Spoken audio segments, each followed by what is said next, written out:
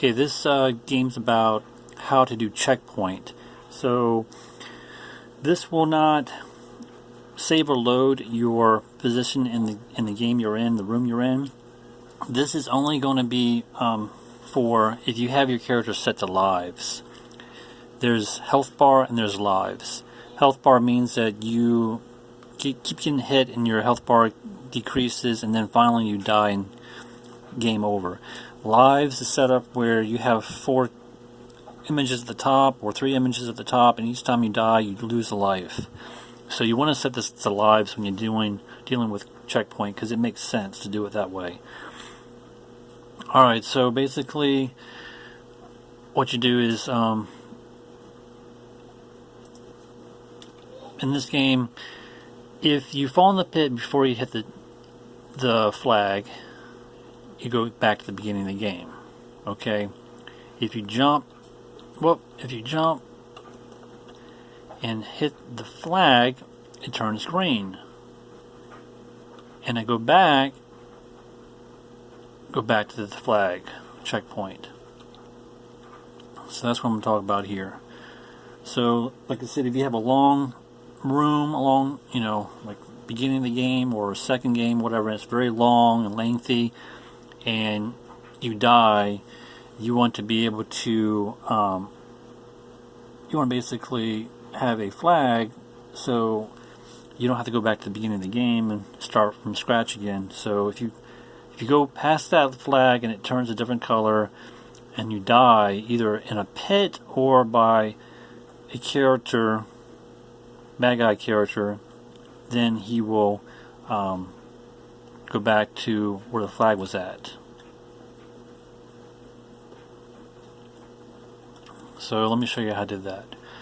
So you have a pit here, and it's red blocks. Alright, so basically when go to add event, do a collision with flag.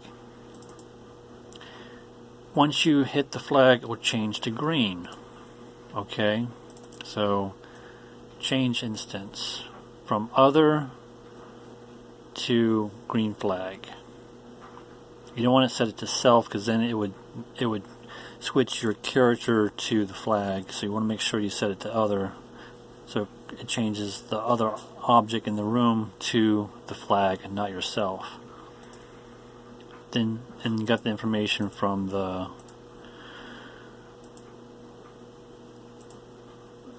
main 1 tab here. Then you do an else statement from the control tab. Then you bring another change instance over.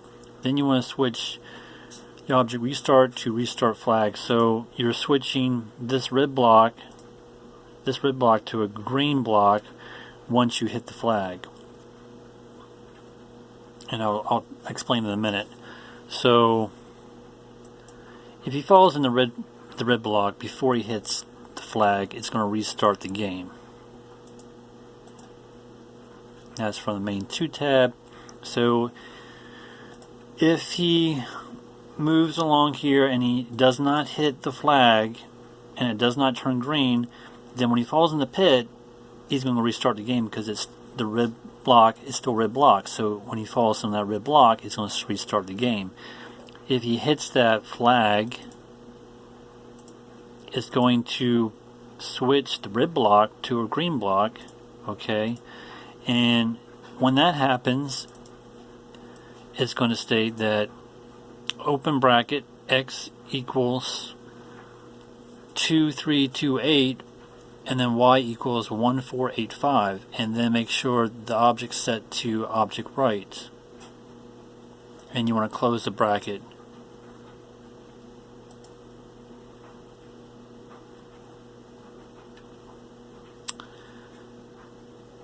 And camera's messing up here. There we go. Now it's not blurred. Okay. Alright. So what I was talking about now, when he collides with the green block, once he hits that flag and turns green, it's going to switch the red block to a green block, and it's going to basically open bracket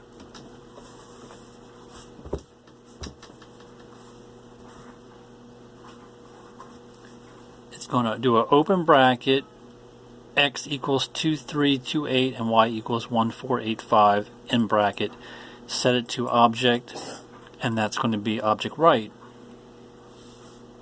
because that's the character you start out with, object right. If you set it to self, it's going to switch the character to a flag or something. You don't want that, so make sure you set the object to object right, because that's the character you start out when you first start the game. And the position is going to be 2328 by 1485. So where I got that number from was just dragging my mouse over to the spot where the flag's at. So you may have to adjust this number. See how the X and Y, they give you the X and Y positions and where your grid system's at on the object.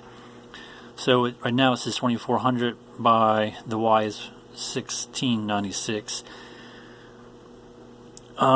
So when you hit that green square at the bottom, when this red square turns to green, when you hit that flag, you may have to adjust these numbers, but it's going to position your character in this spot right here somewhere with those numbers down there at the bottom. So that's where they got the X and Y coordinates at in the positioning. And like I said, you may have to adjust those numbers so you can get your character exactly where you want them at when you hit that flag, because he may jump.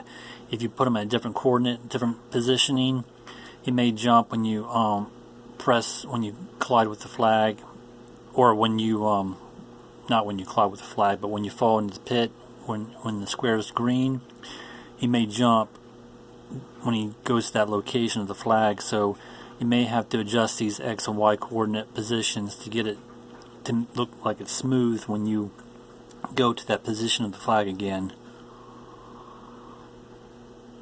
So that's where I got those numbers from and you put that in there with when you collide with the green square. Because like I said, it's a red square when you first start. When you hit the flag, your flag switches to a green flag, and it switches your red square to the green square. And that means if you fall in the pit when it's green, then it's going to jump you to the flag position. And those are the coordinates that I had to play around with just to get it to looking smooth when you went back to the flag position. And make sure your object's set to right, because that's what you start out with, is object right. And this object left is parented to the object right, of course. I've talked about that in previous videos. And that's pretty much it. But like I said, this when you reload, if you have a save and load feature in your game and you load it, press the load button, he's not going to go back to that flag point. This is only when you play the game and you die, then it'll jump back to the flag position if you had collided with it. Okay, but if you played your game later down the road after saving it, it will not save your positioning when you collect a flag. This is only when you play the game and you get to a certain point in the game and you hit the flag, then it'll save your position currently in the game, not when you save and load later down. If you play the game again, it will not load up to that position where the flag's at when you collide with it. So just let you know, this is only when you are currently playing the game and it's very lengthy, the room, and you collide with the flag and you die, then it'll jump back to that position when your lives anyways. And when you have no more lives, then the game's over with. And you can do the same thing. You can apply the same code for your characters too. So if you had a character in the game and you got hit, you would go back to the beginning of the game. If you hit the flag and turn green, it would switch your red squares to green squares, and it also would switch, you could have it set up where it would switch your characters from basically when that flag turns green, it would switch the characters to a different character. So when you get hit by that character, then he would jump back to the flag. But I could also I'll probably do a video on that too, to give you more information on how to do that. But it's pretty much the same setup.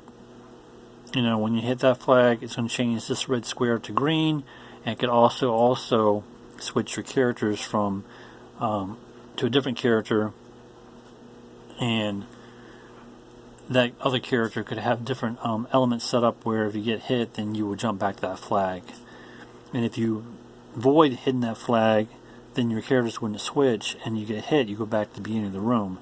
So I could also do a video on that too, to show you more detail about how to do a checkpoint for your bad guys in the room as well. But thanks for watching.